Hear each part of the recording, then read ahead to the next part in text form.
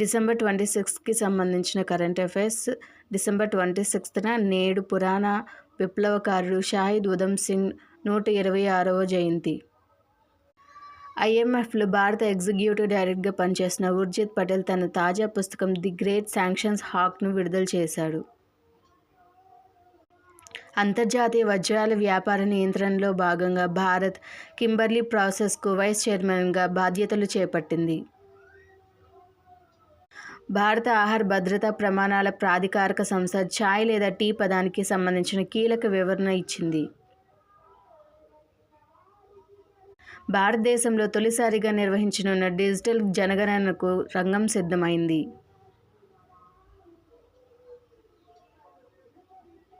రాష్ట్రపతి ద్రౌపది ముర్ము గురువారం రాష్ట్రపతి భవన్లో సందాలీ భాషలో రూపొందించిన భారత రాజ్యాంగాన్ని ఆవిష్కరించారు. ఓల్డ్ చికీ లిపి.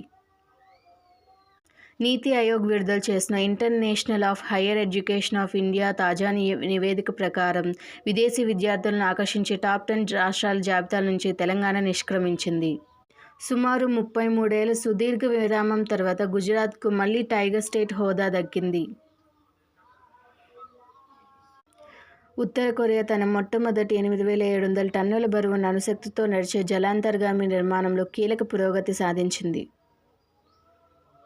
తమిళనాడులోని శివగంగా జిల్లాలో వేగై నది తీరాన ఉన్న పురాతన కిజడి నివాస ప్రాంతం సుమారు 11 ఏళ్ల క్రితం సంభవించిన భారీ వరదల వల్ల మట్టిలో కూరుకుపోయిందని తాజా శాస్త్రీయ అధ్యయనం పేర్కొంది.